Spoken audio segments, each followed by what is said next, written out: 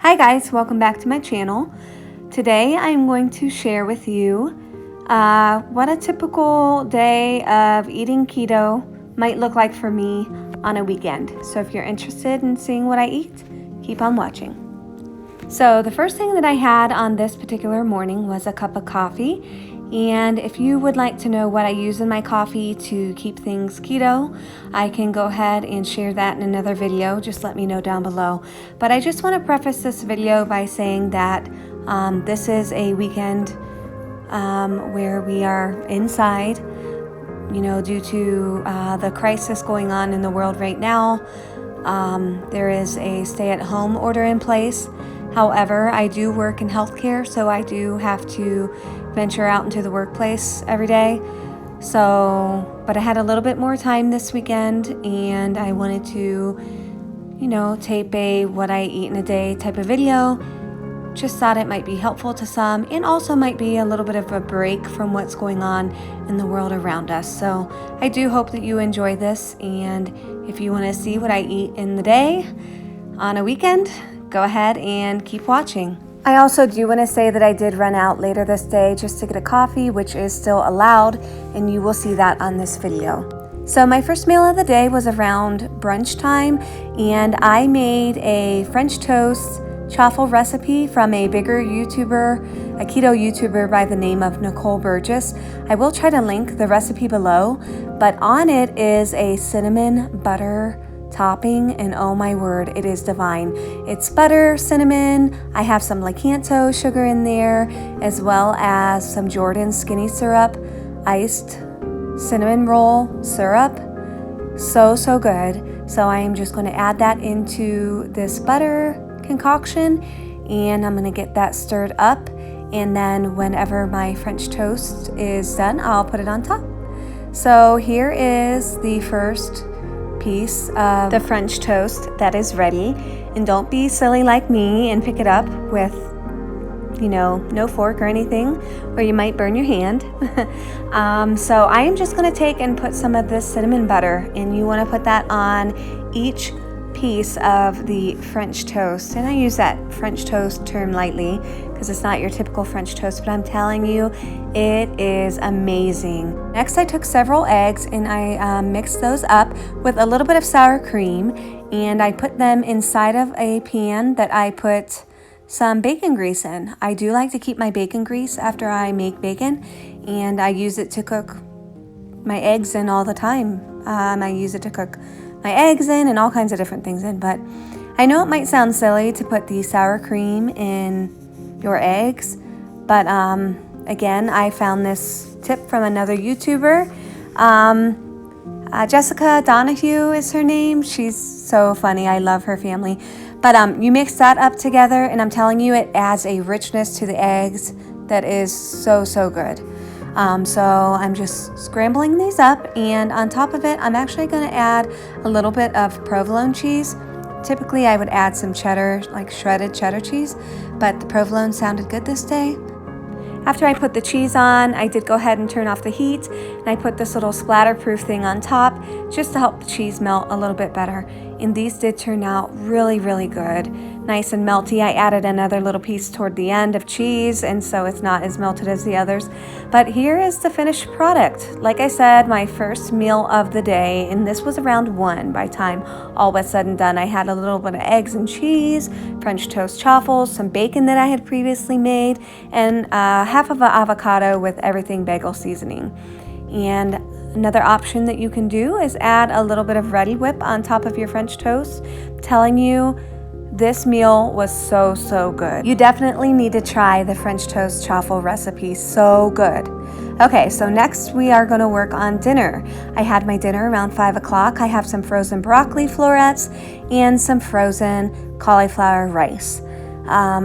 I do not always get the frozen, but it was a help this day. So I went ahead and I made the broccoli florets in the microwave, and I am going to take these kitchen shears and cut a lot of the stems off of the broccoli, the more chunky parts that just aren't as good, and just a preference of mine. So I did go ahead and cut the broccoli up. I used about half of the bag. and it's ready to go. Okay, so next we are going to get our cauliflower rice into a pan because we do want to get it dried out. To my pan, I'm going to add a little bit of my reserved bacon grease. I know it might sound a little bit counterproductive to put that in there when we're drying out our cauliflower rice, but if we put it into a really hot pan with nothing in it, it will stick to the pan, and that kind of defeats the purpose. The microwavable cauliflower rice can tend to hold in the moisture, so we want to get it dried out to be more of a rice consistency, because today we're making like a broccoli, steak, cauliflower bowl. I would have really liked to make more of an Asian flair to it with a flank steak and broccoli. I will do that again at some point, but this turned out more to be just a fried rice with broccoli and steak on top. So we're going to go ahead and set our pan to the side, let that all kind of dry out, and to my cast iron pan, I'm going to go ahead and add about a tablespoon of butter into our pan, and we'll go ahead and we'll get our steak started. So this day I had a New York strip steak. It was pretty fatty. I got the one side seasoned up, and I'm going to go ahead and season up the other side. Once this is done, I will go ahead and cut all the fat off of it. Some people like the fat. I'm not a fan at all, but I put some Himalayan salt on it. I added some onion powder to it as well, and then I am going to add some garlic powder on top of it as well. After I have added these items, I will go ahead and add a bit of Worcestershire sauce to the top. And as you can see, it's nice and steamy and getting hot there. So we're going to go ahead and let this do its thing. We're going to get a really nice crust on one side, get it seared really nice and good. And now back to our cauliflower rice really quick. We're going to add a little bit of fresh garlic to it. I don't really show you here too much how I put it into the pan because it was kind of hard to show, but now back to our steak. It is nice and seared on one side, and we're getting the other side seared as well. And I don't know how long I let it cook exactly, but I let it get nice and seared on both sides, and then I ended up turning off the heat, moving it onto a different burner that the heat isn't going, and just let it keep cooking right there, and it turned out really, really good. So back to our cauliflower rice. I'm adding my broccoli into it and giving that a good stir. Make sure everything is nice and incorporated together.